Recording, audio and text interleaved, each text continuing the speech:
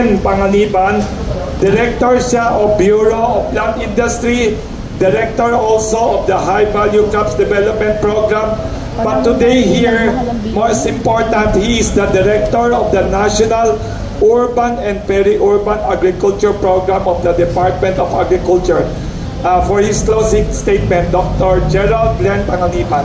Thank you, Sir Wilson. And thank you sa ating lahat, of course, our panel of experts here lending their voice and support to the Urban Agriculture Program.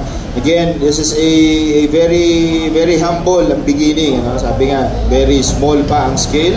But I think with the collaboration of national government, local governments, and of course, all of you nandito, private sector and social enterprises, we can push this forward. I mean, it does not, again, serve as a replacement to rural production, but it can be a gateway for our farmers' production na nasa mga rural areas.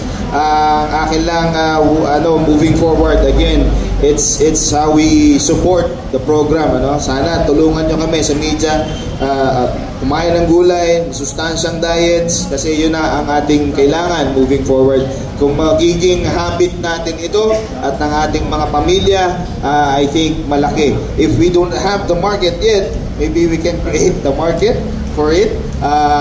And of course, yun nga, with the innovations and technologies, baka yung mga top market na binabanggit ng ating mga experts, not only the local markets but also the export markets, ay ating makamit.